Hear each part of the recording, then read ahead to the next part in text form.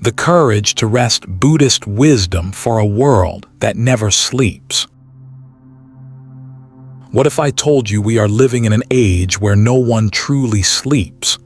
The cities may dim their lights, the clocks may strike midnight, but the world never closes its eyes.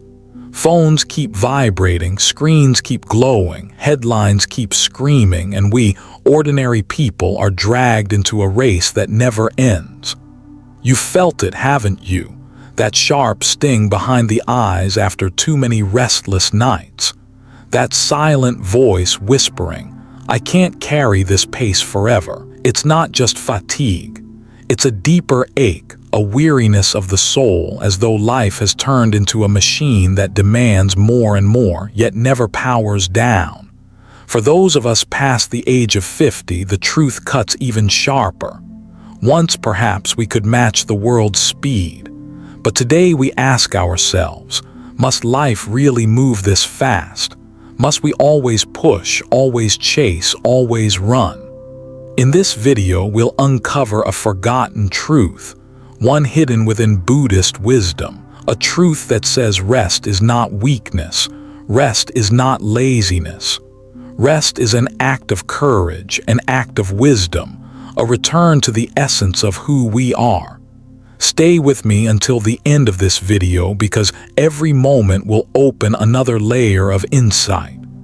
You'll see why rest is not only medicine for the body, but healing for the heart, for our relationships, and for a world aching with exhaustion. This is not just another lecture. This is a journey, one that could change the way you breathe tonight and the way you live tomorrow. So if you've ever longed for peace in a world that never sleeps, you are in the right place. Like, comment, and subscribe so you don't miss the wisdom that could restore balance to your life. Part 1. The weight of constant doing. Life in the modern world often feels like an endless march forward, with no chance to stop, no pause to catch our breath, no silence in which to simply be.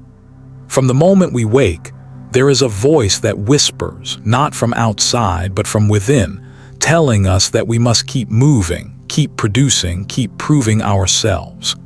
It is as though we are all carrying a great invisible backpack, one that grows heavier with each passing day. At first, when we are young, the weight feels manageable, almost exciting. We are eager to show the world what we can do, and we believe the load is simply a part of life. But as the years pass, the stones inside multiply. Every expectation, every demand, every self-imposed standard becomes another rock slipped into the bag. I should have accomplished more by now. I should be strong enough to handle everything. I should not waste time resting. I should be everything for everyone. These shoulds seem small at first, but slowly they begin to press down upon the spine of the soul. The shoulders tighten, the heart grows weary, and still we keep walking because we have been taught that to stop is to fail. What we seldom realize is that it is not the world alone that fills our backpack, but our own minds, our craving, our desire to be seen as worthy, our hunger for recognition and control. The Buddha had a word for this, tanha, or craving. Tanha is not only the desire for pleasure or material wealth, though that too can weigh heavily. It is also the craving to be recognized, the craving to feel in control of what is uncontrollable, the craving for the illusion that if we just do enough, achieve enough, prove enough, then finally, perhaps, we will feel safe. But this is a mirage. Like water poured into a sieve, no matter how much we pour in, it cannot be filled. The more we do, the more we feel we must do. The more we achieve, the more we see how much further there is to go.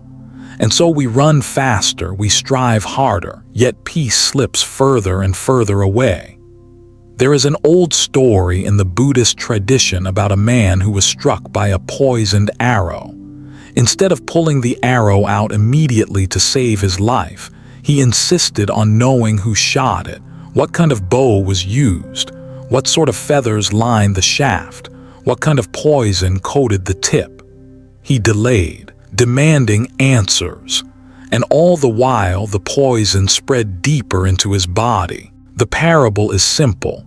We often delay our own relief, not because there is no way to ease our suffering, but because our minds are so restless, so full of questions, so desperate to control every detail, that we refuse to let go of the very things that harm us.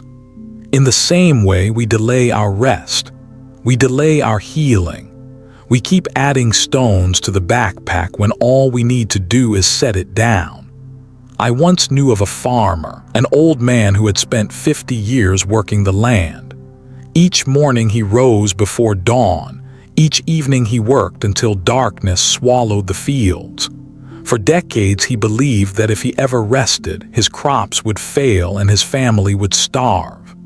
Rest to him was nothing but laziness dressed in softer clothes. But when age caught up with him and his body no longer allowed him to labor from sunrise to sunset, he found himself forced into stillness. And in that stillness, he noticed something he had never truly seen before. The earth itself rested. Each winter the fields grew quiet, the plants withdrew into themselves, the soil turned bare. There was no growth, no fruit, no harvest. Yet when spring returned, life erupted once again, vibrant and full without his constant hand. In that moment, he realized the mistake he had made. The land had always known the truth he had resisted. Rest was not the enemy of growth, but its companion. He had spent his life fighting against the rhythm of the earth, and only when his body demanded rest did he see that rest was written into the fabric of life itself. The lesson is not confined to fields and farms. It speaks to every one of us. Just as soil cannot bear fruit without its winter, just as trees must shed their leaves before they can bloom again, so too must we allow ourselves seasons of pause. Yet we have convinced ourselves that we are somehow separate from the natural order. We believe that the rules that govern the rivers and the forests and the sky do not apply to us. We imagine that we can continue endlessly, without pause, without renewal, without stillness. But we are not machines, and even machines must power down or break apart. The Buddha himself understood this truth. Before he became the enlightened one, he was Prince Siddhartha, bound by duty and expectation. He was expected to inherit the throne, to rule with wisdom and strength, to lead armies and secure the future of his kingdom. These were his stones, heavy and unavoidable. Yet deep within, he felt a restlessness that no accomplishment could satisfy. Surrounded by luxury, by family, by wealth and power, he still felt the backpack pulling him down. And so he made the most radical choice of all. He laid it down. He walked away, not out of weakness, but out of wisdom. He knew that craving could never be satisfied by adding more to the load. Only by setting it aside could he discover the truth he sought. His story is not a call for all of us to abandon our homes and families, but it is a reminder that sometimes the greatest courage lies not in taking on more, but in letting go. The difficulty for many of us is that we believe our worth is tied to our doing.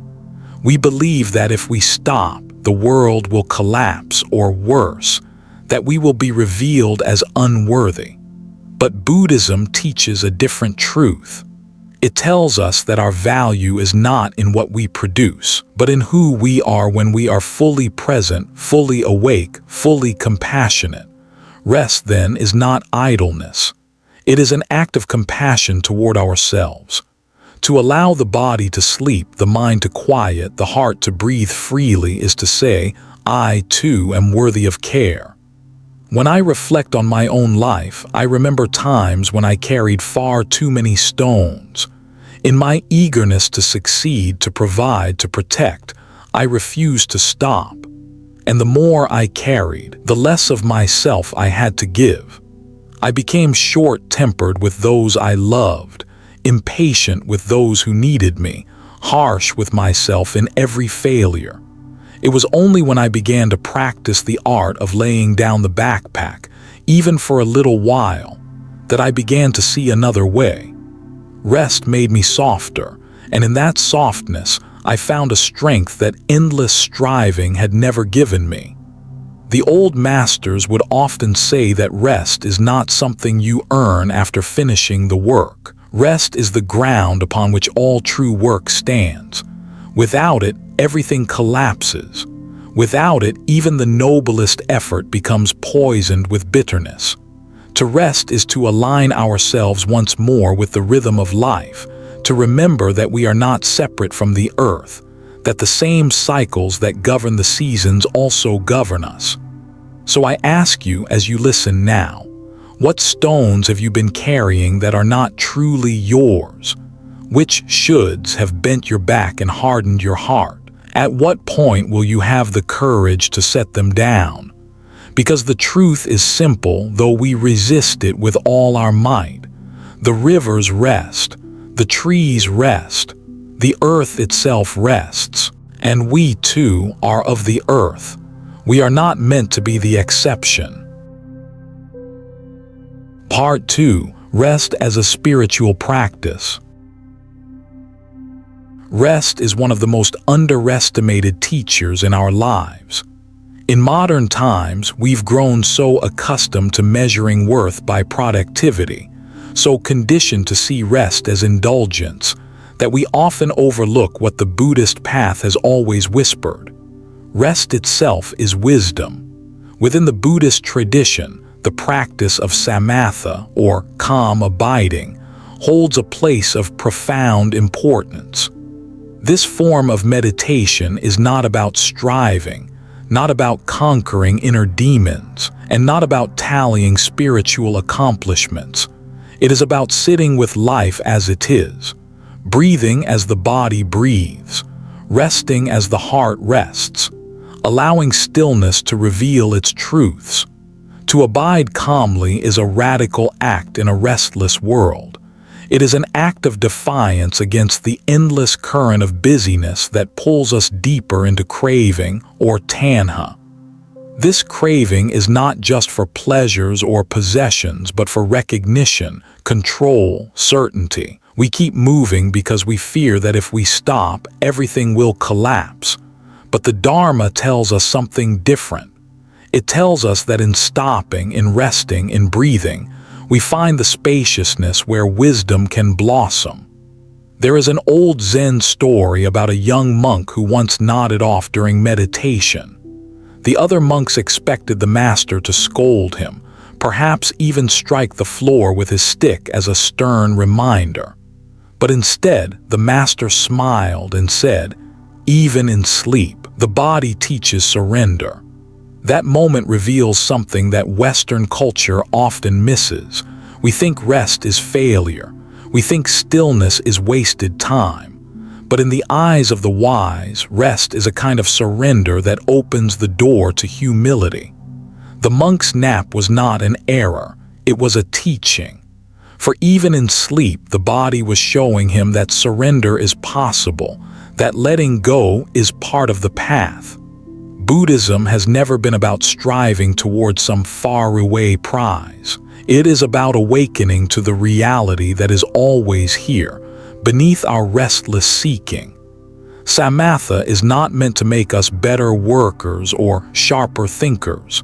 It is meant to make us fully alive. When we allow ourselves to rest, even for a few minutes, we step outside the machinery of endless doing and step into the vastness of being. That is where clarity arises, not forced, but naturally. Think of those moments when your best insight came. Not when you were pounding away at the problem, but when you finally stepped back. Perhaps you were walking at dusk, the sky glowing with the fading light, or sitting quietly with a cup of tea, or even drifting toward sleep when the mind loosened its grip. In those moments, insight came not because you forced it, but because you allowed space for it. Rest is not the enemy of wisdom. Rest is its cradle. Consider the life of the Buddha himself. Before his enlightenment, he practiced severe austerities, pushing his body to the brink of collapse, believing that if he could conquer every desire through sheer will, he would awaken. But one day, realizing he was starving himself to death, he accepted a simple bowl of milk rice from a village girl. Rest entered his body. Nourishment returned. Strength returned. And not long after, sitting in stillness beneath the Bodhi tree, he awakened. That moment was not the fruit of endless striving, but the fruit of balance, effort and rest, discipline and surrender. The Buddha's enlightenment itself was born out of rest, not exhaustion. There is a reason monasteries are structured with rhythms of work, prayer, chanting, and silence. The silence is not wasted time. It is the heart of the practice. In silence, the monks learn to hear the sound of their own breath, the sound of impermanence, the sound of the world that exists beyond ambition. It is in these pauses, in the space between one act and another, that life reveals itself most clearly. We might imagine wisdom as something earned through ceaseless effort, but again and again, the tradition shows us that wisdom is often uncovered in stillness. And yet the modern heart resists rest. We carry guilt when we pause. We feel shame when we sleep too long. We whisper to ourselves that if we were stronger, we wouldn't need so much rest. But Buddhist compassion teaches otherwise. Compassion begins not with others, but with ourselves. To rest is to practice ahimsa, non-harming, toward one's own body and spirit. When you lie down, when you allow your body to soften into stillness, you are telling yourself, "This life I carry is worthy of care." That is not selfishness. It is the seed of compassion.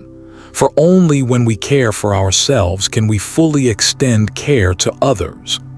There is a parable often told about a monk who journeyed across mountains to meet a master, hoping to understand the essence of the Dharma. He arrived weary, his body trembling from the long climb, his mind overflowing with questions. The master welcomed him, sat him down, and poured him tea. He poured and poured until the tea spilled over the cup, flooding the table and dripping onto the floor. Alarmed, the monk exclaimed, "Stop! The cup is full. It can hold no more." The master looked into his eyes and said, "Just like this cup, you are full, full of striving, full of ambition, full of ceaseless doing. How can wisdom enter unless you first become empty?" Rest is this emptying. It is the release of the burden that we must always strive, always chase, always prove. Rest allows the heart to remember its true nature. When you are resting deeply, you are not defined by your productivity, your titles, or your accomplishments. You are simply alive. And in that aliveness lies a sacredness that no achievement can surpass. Buddhism reminds us that impermanence touches all things. Our lives, our successes, our struggles, all will pass. But rest allows us to meet impermanence not with fear, but with peace. Think again of nature. The great trees in winter do not panic. They do not fret that without leaves they are useless. They abide in stillness, knowing that rest is part of the cycle. And when spring arrives, they bloom again. Why then do we imagine that we are exceptions to the law of rest? Why do we imagine that endless doing will save us? The truth, seen in the turning of every season, is that rest is not an interruption of life's rhythm. It is the rhythm itself. I once knew an elderly woman who spent her entire life caring for others, her children, her grandchildren, her neighbors, her community.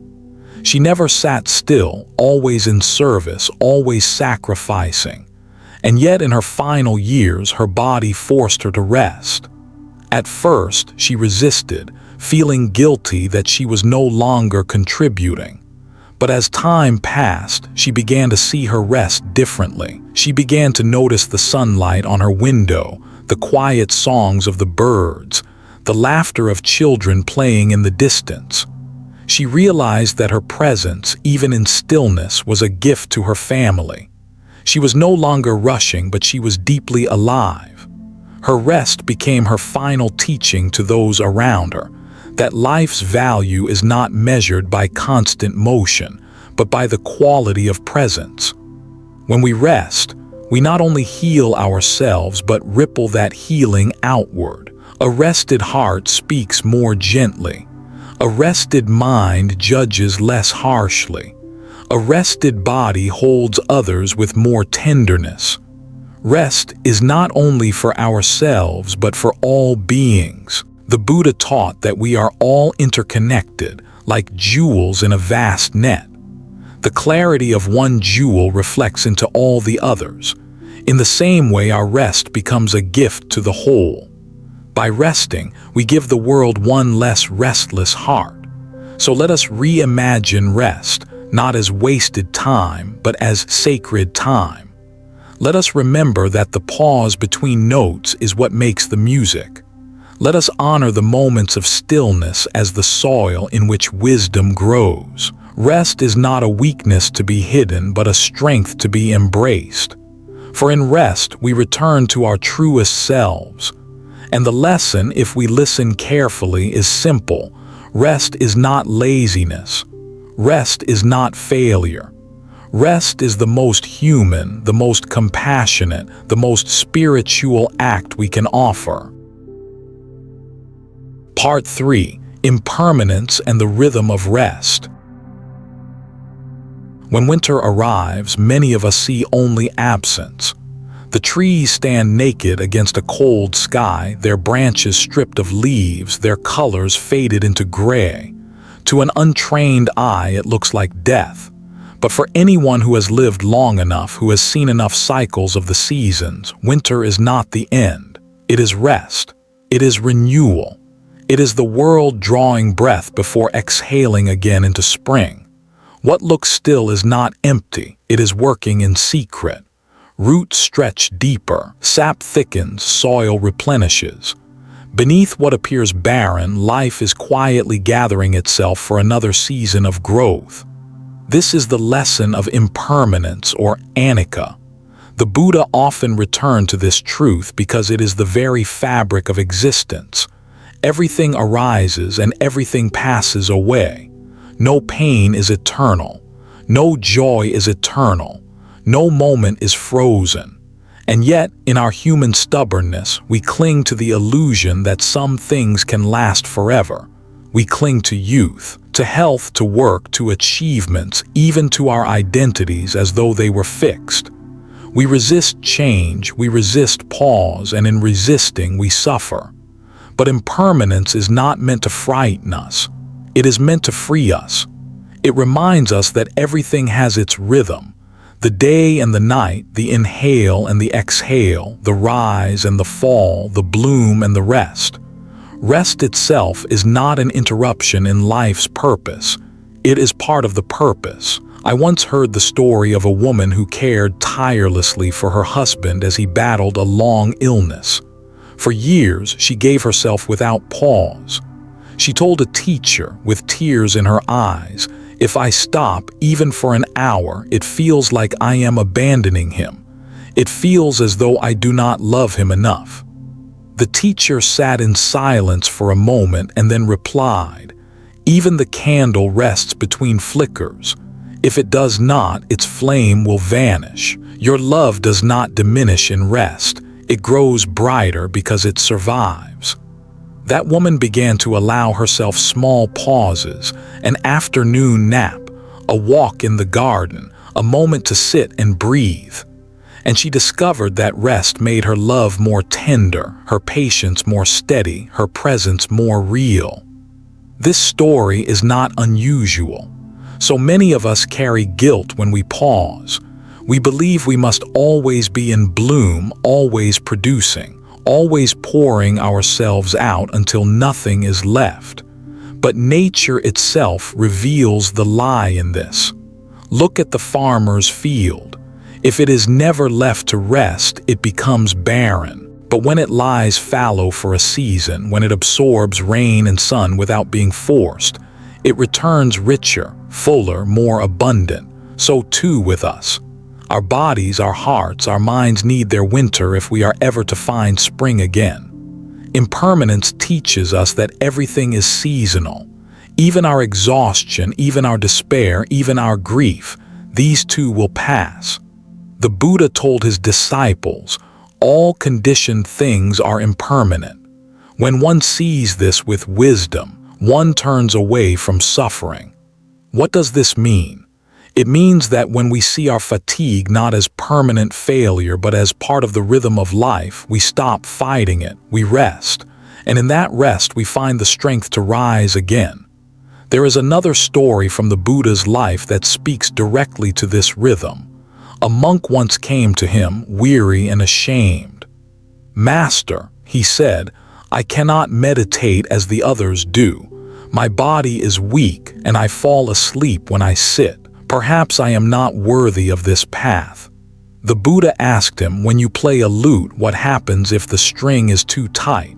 The monk answered, "It breaks. And if it is too loose, it makes no sound." The Buddha smiled. "So it is with your effort, not too tight, not too loose.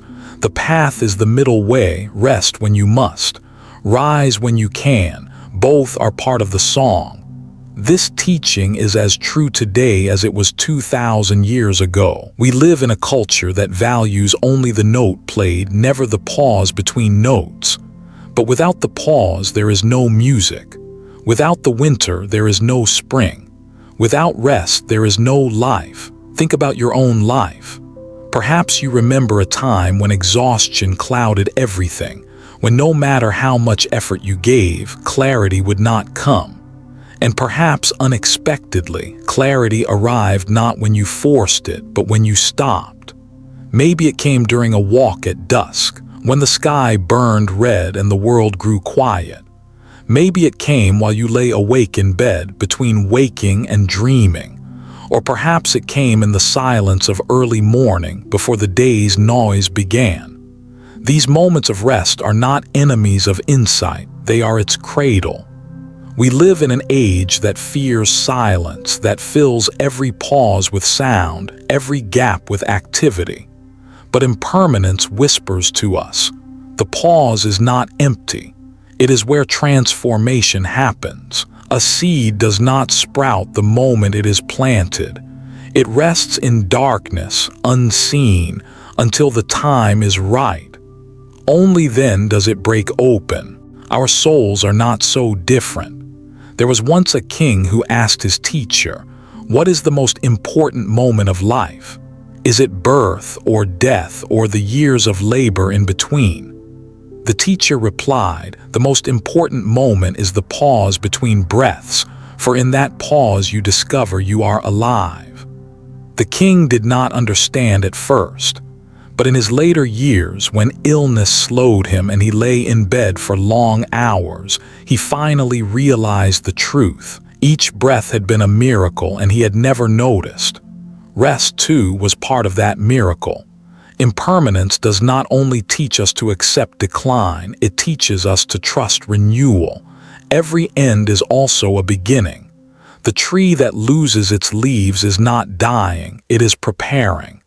The body that lays down in sleep is not failing, it is healing. The heart that pauses from work is not lazy, it is remembering what it means to be human. And so, when you find yourself weary, when you feel guilty for stopping, remember the candle between flickers. Remember the field lying fallow. Remember the tree in winter. Rest is not weakness. Rest is the wisdom of impermanence written into the fabric of life. The great challenge is not only to rest, but to rest without shame.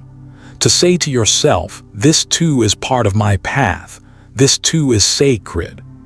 In doing so, you align with the Dharma, with the truth that all things rise and fall, and that in each fall lies the seed of rise. So let us walk gently with this truth. Let us not fight the winter, but trust it. Let us not cling to summer, but release it. Let us not fear the pauses, but embrace them. For in the rhythm of impermanence lies the rhythm of peace. Part 4. Letting go of guilt around rest. There is a peculiar kind of suffering that many of us carry, often silently, often without realizing how deeply it shapes our lives. It is not the suffering of hunger or illness, nor even the heartbreak of loss, though those are real and painful. It is the suffering of guilt whenever we allow ourselves to rest. In our culture, rest has become suspect. If you pause, you are lazy. If you slow down, you are falling behind.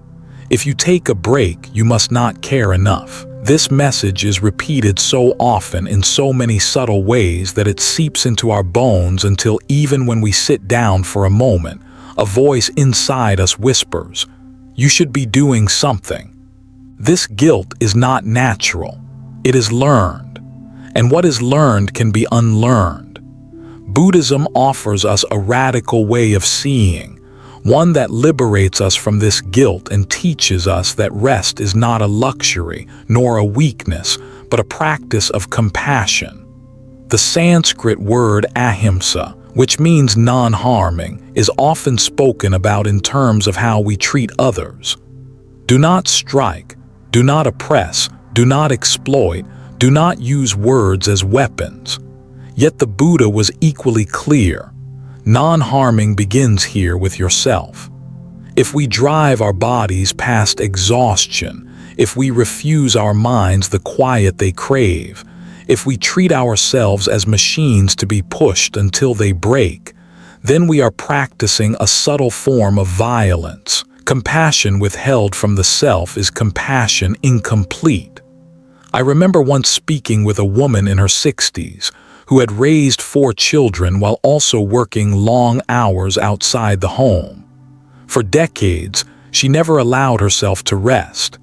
Even when she sat down, she was mending clothes, planning meals, or worrying about money. She told me, "The thought of lying down in the afternoon felt sinful, as if God Himself would scold me for wasting time." Her body eventually forced her into rest.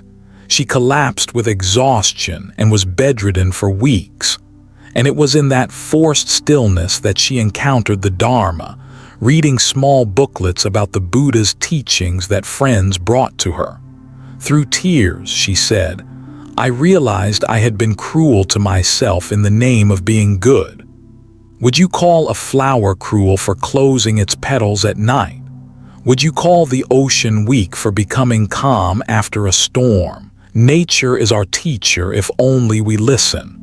The cycles of rest and activity are written into every living thing. The moon waxes and wanes. The tide rises and falls. The seasons turn. The heart beats, then rests. Even the breath itself is a rhythm of effort and ease. Inhale, exhale, pause. Yet human beings in our pride imagine ourselves exempt. We push against these rhythms, we scold ourselves for being tired, we fight the very law of life itself. No wonder we suffer. There is a story told in the Theravada tradition of the monk Tissa who fell gravely ill. His body, worn down, could barely carry him through the motions of monastic life. Other monks whispered that he was weak, that he lacked discipline. When the Buddha heard this, he rebuked them, saying, "He who cares for the sick cares for me." And he himself sat at Tissa's side, bathing him, feeding him, tending to him. Imagine the lesson this left for those monks. Even the enlightened one who needed nothing paused his teaching, his traveling, his mission to sit with a body in need of rest. If the Buddha could do this, how could we ever think that our worth depends on never stopping? Rest without guilt requires courage because it goes against the grain of what society celebrates. Look around. Awards are given for achievement, not for balance. Headlines praise those who work tirelessly, not those who live wisely. Children are told to aim high, to push harder, to never give up, but rarely are they taught how to pause, how to breathe, how to honor their limits. Yet in the Dharma, the highest goal is not endless striving, but freedom from suffering. And freedom comes not by adding more, but by letting go. There is another ancient teaching, one that compares the path to tuning a lute. If the strings are too tight, they snap. If they are too loose, they cannot play. Only when tuned to the middle way do they create music. In our lives, guilt around rest is like tightening the string too far until it breaks. True wisdom is learning the middle way, where rest is not idleness but harmony. I once guided a retreat for caregivers, nurses, teachers, social workers, parents of children with disabilities. These were people who lived every day in service of others. When asked to sit quietly for even 10 minutes, some wept. "It feels wrong," one woman said, "to sit here when I know there is more I should be doing." But after several days of silence, of walking slowly, of eating mindfully, her face softened. She told me, "I think I finally understand that resting is not stealing time. It is giving time back to my life." In Buddhist psychology, there is a teaching about tanha, craving. We often think craving means only craving for pleasures, for food, for wealth, for sensual delights. But there is also craving for achievement, for recognition, for control. This craving keeps us running, chasing, proving. It is insatiable. And guilt about rest is simply craving in disguise. Craving to be seen as worthy, craving to avoid judgment, craving to feel safe by doing more. Yet no matter how much we run, it is never enough. The Buddha compared this to drinking salty water to quench thirst. The more you drink, the thirstier you become. Rest without guilt is like discovering fresh water again. So how do we practice it? It begins with a small shift in perception. The next time you lie down, place a hand on your chest and whisper to yourself, "This too is worthy. This too is sacred." When you close your eyes at night, instead of rehearsing tomorrow's worries, imagine yourself as a field lying fallow, the soil gathering strength for the next season. When you sit on the porch in silence, imagine yourself like the candle that rests between flickers, not extinguished but preparing to shine brighter. Even the Buddha rested. After his enlightenment, he spent weeks simply sitting beneath the Bodhi tree, not rushing to teach, not hurrying to change the world, but savoring the peace of awakening. His very first act as the awakened one was rest. And from that rest flowed teachings that have guided humanity for 25 centuries. What if your rest, too, could be the birthplace of wisdom? What if by pausing, you are not losing time, but saving your soul? What if the love you give to yourself in rest is the very love that allows you to keep loving others without resentment? I think often of the image of a cup. A Zen master once demonstrated this to a student by pouring tea into a cup until it overflowed. "Why do you keep pouring?" The student cried. The master replied, "Why do you keep working without rest? A cup cannot serve unless it is emptied and refilled. A heart cannot serve unless it rests." When we let go of guilt, when we rest with compassion instead of shame, we align ourselves with the deepest truths of the Dharma: impermanence, balance, compassion. Rest is not withdrawal from life. It is participation in its rhythm. Rest is not selfishness. It is self-compassion. Rest is not failure. It is wisdom. And so the teaching is clear. Rest is not the opposite of the path. Rest is the path. Part 5. The Courage to be Still. The courage to be still is perhaps one of the most radical forms of courage in our restless age. Everywhere around us, there is noise. Traffic roaring down highways, phones buzzing with alerts, advertisements screaming for our attention, endless conversations on screens that never turn off. We are told from childhood that to be valuable is to be busy, to keep moving, to achieve, to fill every hour with doing. And so, when we pause, when we dare to stop, guilt often rises like a shadow whispering, "You should be working, you should be proving yourself, you should be accomplishing something." Yet what if the very thing we are running from, stillness, is not a weakness but a medicine? What if silence is not emptiness but fullness in disguise? In Buddhist practice, stillness is not an absence but a presence. It is not a void but a vastness that holds everything. The Buddha himself sat beneath the Bodhi tree unmoving, facing his own fears, temptations, and doubts until awakening dawned. That was not the courage of action but the courage of stillness. In that silence, Mara, the embodiment of fear and delusion, appeared. Mara tempted him with visions of power, with storms of desire, with armies of doubt. And still, the Buddha sat. He touched the earth with his hand, calling it as witness to his right to awaken, and the earth responded with a tremor that scattered Mara's illusions. It was not by fighting that he triumphed, but by sitting with unshakable stillness. This story tells us something profound. Stillness itself can be an act of strength.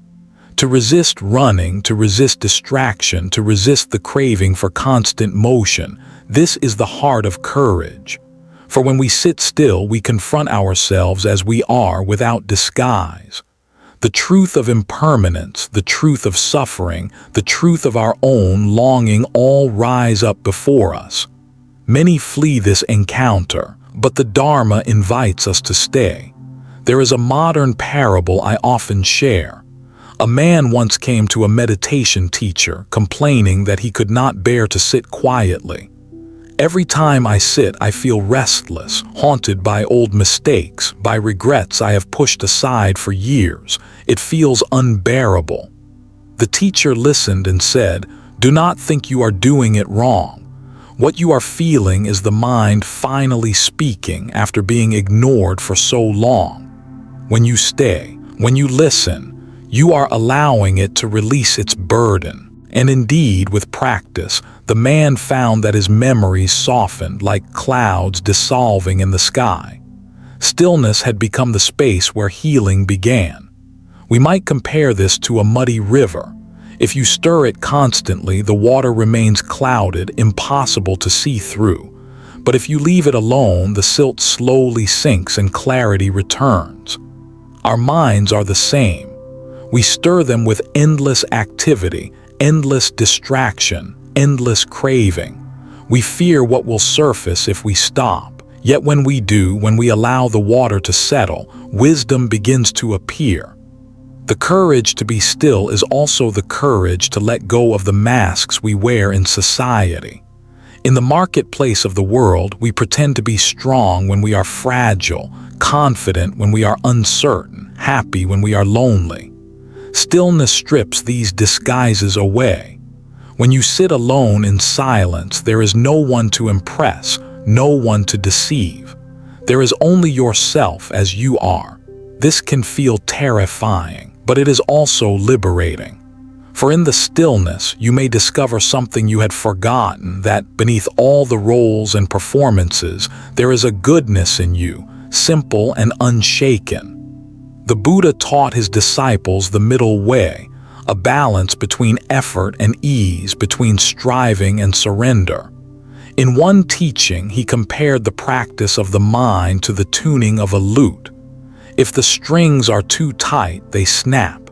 If they are too loose, they make no sound. Only when they are tuned just right does music arise. In the same way, the courage to be still is not about abandoning effort, but about finding the right balance. Too much striving breaks us. Too much idleness dulls us, but balanced stillness brings harmony. There is a story from Zen tradition about a monk who fell asleep during meditation. Another monk, seeing this, complained to the master, expecting the master to scold him. Instead, the master smiled and said, "Even in sleep, the body is teaching surrender." The lesson was clear. Rest and stillness are not enemies of practice, but part of it. The body itself knows when to release, when to yield. Wisdom arises not in endless forcing, but in the courage to let go. I once visited a retreat center where participants were asked to spend a full day in silence, not even reading or writing, simply walking, sitting, breathing, eating mindfully. At first, many struggled. Some grew restless, others anxious. A few wanted to quit. Yet as the hours passed, something softened. One woman said later, "For the first time in years, I felt my breath again. I realized I had been living as though chased by an invisible whip." In stillness, she discovered a peace that had been waiting all along. That peace was not given to her by the retreat. It was her own nature, revealed when the noise finally stopped. The courage to be still is not just for monks or meditators. It is for parents overwhelmed by the demands of family, for workers exhausted by endless tasks, for elders who feel the pace of the world has outstripped their strength. In each of these lives, stillness is not an escape but a lifeline. Imagine a mother who pauses for 5 minutes of quiet breathing before rushing into the day. That pause may be the difference between snapping at her child in frustration and greeting them with patience. Imagine a worker who takes time to sit quietly at lunch instead of scrolling through distractions. That silence may remind him that his worth is not measured by productivity. Even nature itself bears witness to the sacredness of stillness. The ocean is not always storm. It has its calms, its tides that recede as surely as they advance. The moon does not blaze every night. It wanes, it rests, and then it waxes again. Would we call the ocean weak for becoming still, or the moon lazy for dimming? Of course not. Their rhythm is their strength, and so it must be with us. Rest is not betrayal of life. It is life's rhythm itself. There was once a woman who cared for her ill husband with tireless devotion. She confessed to her teacher, "I fear that if I stop, even for an hour, it means I do not love him enough." The teacher replied, "Even the candle rests between flickers. Your love will not diminish if you rest. It will burn brighter." That simple truth freed her from guilt. She learned that by resting, she was not abandoning her husband, but strengthening her capacity to love him well. The lesson of stillness is this: peace is not found in the next task, the next accomplishment, the next milestone. It is found here in the quiet that is always available if we dare to enter it. Yet entering it takes courage because it means facing what we have avoided. Old fears may rise. Old wounds may ache, but when we meet them with kindness, they begin to lose their power. The Buddha often emphasized compassion, not only for others but for oneself. To rest without guilt is an act of compassion. To be still without fear is an act of courage. And when we extend that compassion inward, it ripples outward, making us more patient, more tender, more present for others. So let us remember, stillness is not an absence. It is the soil from which wisdom grows. It is not failure but fulfillment. To dare to be still is to dare to be alive in the truest sense. And when we make peace with silence, we discover it is not empty at all. It is full of life, of truth, of the very presence we have been seeking all along. Part 6. Rest as compassion. When we look deeply into the nature of rest, it becomes clear that it is not only a personal act but a relational one. The state of our body and mind inevitably spills into the lives of others. A tired person does not suffer alone. Their exhaustion becomes the soil from which irritation, impatience, and unkindness can easily sprout. And in the same way, a rested person does not keep the fruit of that rest to themselves. Their calm presence becomes nourishment to those they encounter. It is said in the Buddhist scriptures that one who conquers themselves brings more peace than one who conquers 1,000 enemies in battle. Conquering the restless drive to never pause, to never stop, is one of the greatest victories a person can win. For when the heart is calmed through rest, its peace extends outward. Imagine a mother who has been awake all night with her child. Her love is unquestionable. She sacrifices willingly. But if days stretch into weeks without rest, her body begins to tremble, her voice sharpens, her tenderness fades. The love remains, but it is covered by the fog of exhaustion. When at last she allows herself a night of rest, she wakes with a gentleness that shines through again.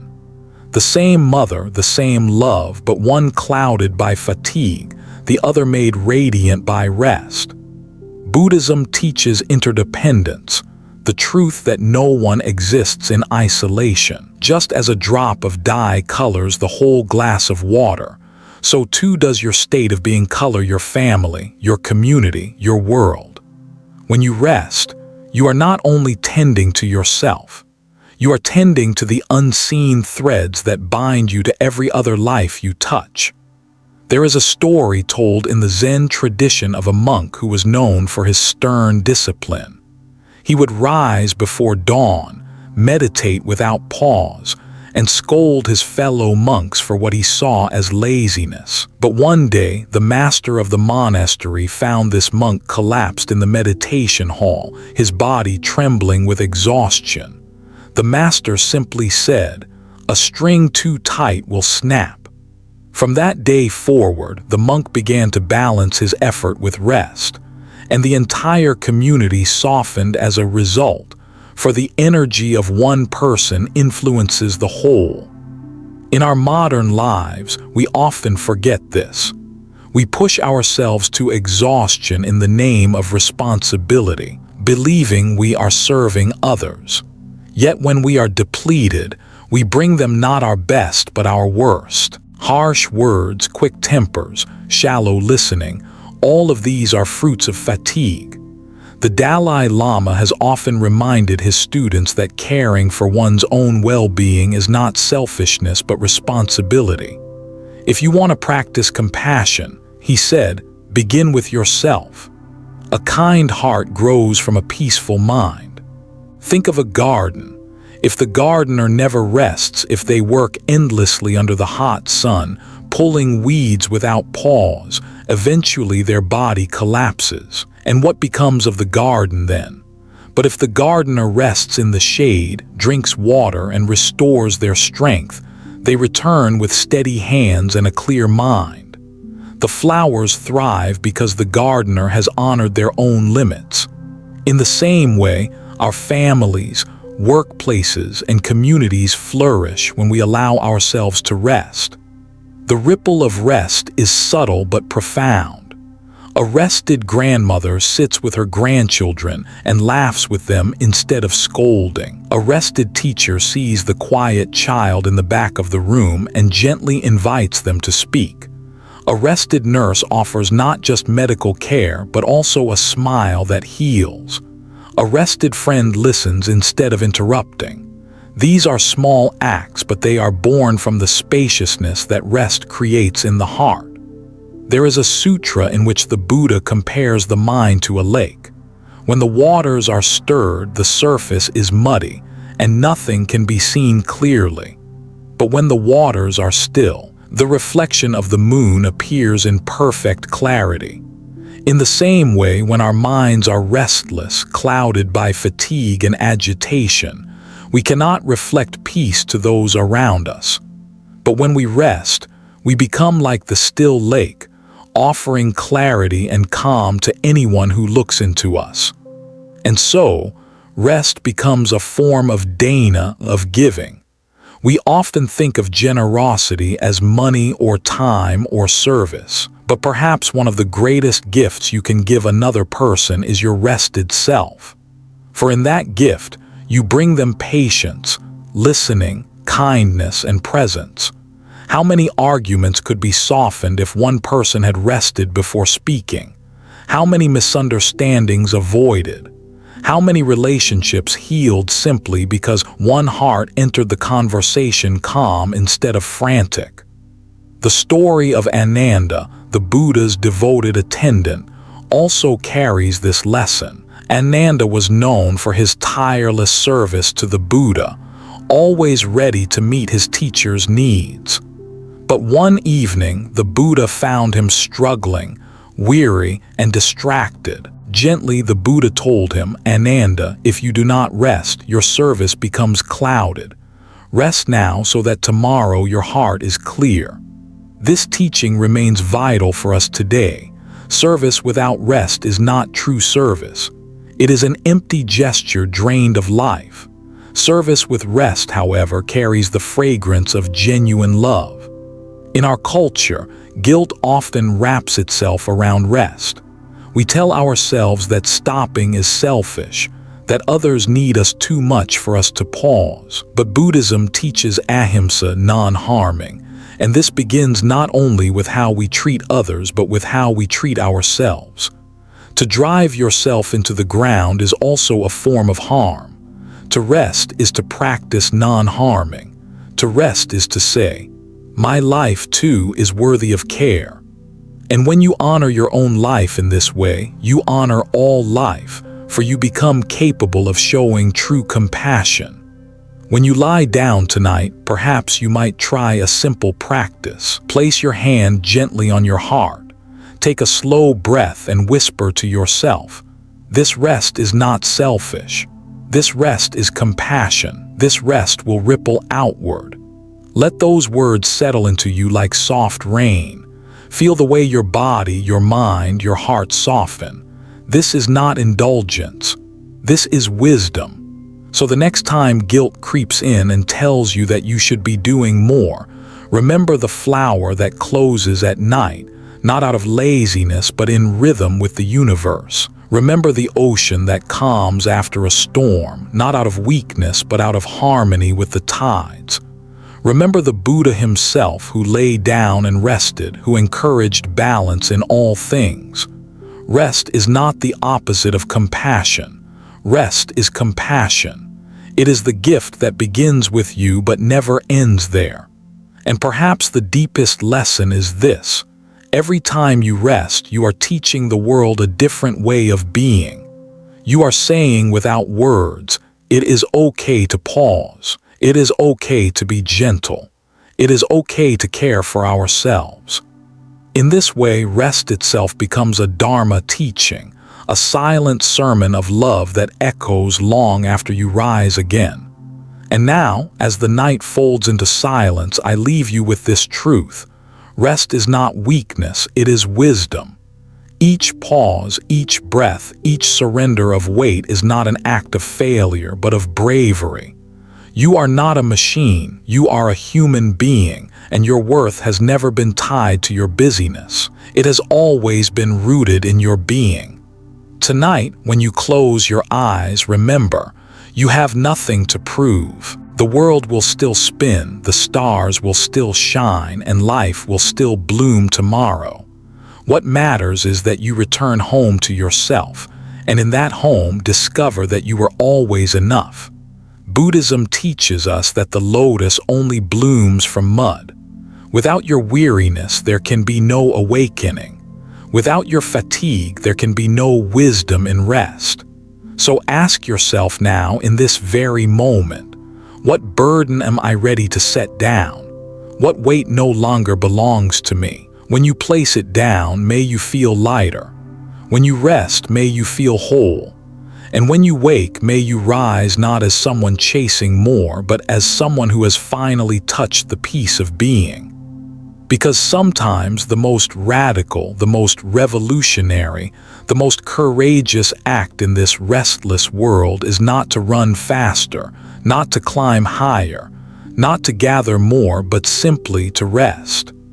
And before you go, let me remind you, this video has been filled with timeless truths, wisdom that speaks not only to your night, but to your entire life. If it stirred something within you, if it gave you even a small moment of stillness, then share your thoughts below. Leave a comment, because your reflection might just be the lantern someone else needs tonight. Do not forget to like this video, subscribe to this channel, and stay with us, because together we are building not just a community, but a sanctuary for wisdom, compassion, and peace. And if you've watched until now, you've already taken the first step on that path. So rest now, rest deeply, rest as an act of love, and when you wake, may you carry that love into the world. Namaste.